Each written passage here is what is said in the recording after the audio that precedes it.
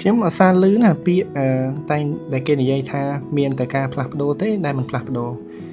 អញ្ចឹងខ្ញុំខ្លួនឯងចាប់ផ្ដើមយកសម្រងសម្ដីនោះមកអនុវត្តខ្ញុំយល់ថាមួយរយៈចុងក្រោយនេះខ្ញុំខ្លួនឯងហាក់បីដូចជាឡើងគីឡូមែនទែនហើយខ្ញុំចាប់ផ្ដើមចង់ឲ្យមានការផ្លាស់ប្ដូរខ្លួនឯងហើយខ្ញុំថតវីដេអូនេះដើម្បីលើកទឹកចិត្តខ្លួនឯងព្រោះនៅពេលដែលខ្ញុំថតវីដេអូម្ដងខ្ញុំមានអារម្មណ៍ថាហាក់បីដូចជាមានការជំរុញចិត្តយ៉ាងច្រើនពី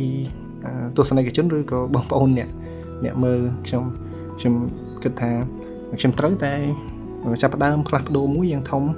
ជំហានដំបូងខ្ញុំត្រូវតែសម្រកគីឡូហើយធ្វើឲ្យខ្លួនឯងវាមានរូបរាងស័ក្តិសមទៅនឹងកម្ពស់ខ្ញុំមិនចង់បោះបង់ខ្លួនឯងចោលទេមិនចង់ទៅតាមធម្មជាតិប៉ុណ្ណាទេព្រោះខ្ញុំគិតថាក្នុងនាមជាមនុស្សប្រុសត្រូវតែមានរូបរាងកាយសមសួនទើបយើងអាចធ្វើអ្វីបានរហ័សរហួននិងប្រសើរឡើងតទៅទៀតដូចខ្ញុំថតនេះគឺជាការតាំងចិត្តមួយថាខ្ញុំខ្លួនឯងត្រូវតែមានការផ្លាស់ប្ដូរនៅក្នុងកំឡុងពេលដ៏ឆាប់ខាងមុខបើមិនចឹងទេខ្ញុំនៅតែអញ្ចឹងតាមតាដំណើរធាត់ក៏ធាត់ទៅស្គមក៏ស្គមទៅអញ្ចឹងខ្ញុំក៏យកទ្រឹស្ដីមានតែការផ្លាស់ប្ដូរទេដែលមិនផ្លាស់ប្ដូរយកមកអនុវត្តបើទោះបីជាតិចក៏ដោយច្រើនក៏ដោយដើរក៏ដោយរត់ក៏ដោយវាក៏ដោយ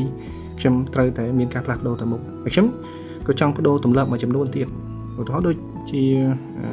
ការទៅលេងបាល់ខ្ញុំប្ដូរមកពីហាត់ប្រាណម្នាក់ឯងខ្ញុំប្ដូរមកពីរត់ខ្ញុំប្ដូរមកជាការធ្វើលំហាត់ប្រាណដើម្បីឲ្យខ្លួនឯងស្រកគីឡូបានលឿនដូចឆ្លើយតបនៅក្នុងបរិបទជីវិតដូចគ្នាខ្ញុំចាប់ផ្ដើមផ្លាស់ប្ដូរធ្វើការងារមួយចំនួនដែលខ្ញុំយល់ថា